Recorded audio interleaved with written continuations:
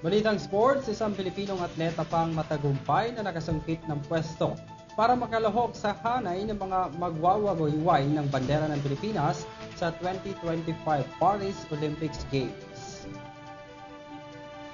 Dumagdag sa naturang listahan ang 26 years old na Pinoy weightlifter na si John Cezina na sinelyuhan ng kanyang pwesto patungo sa Paris Games na siyang una niyang magiging sabak sa Olympics. Sa kanyang naging laban sa International Weightlifting Federation o IWF World Cup sa Phuket, Thailand, nakapagbuhat si Ceniza ng kabuwang 300 kg sa 61 kg division ng naturang kompetisyon na nagbigay sa kanya ng tiket para makasali sa Olympics 2025. Matatanda ang lumahok na rin si Ceniza sa 2019 at 2023 Southeast Asian Games at nakapag-uwi ng pilak na medalya mula sa mga naturang kompetisyon.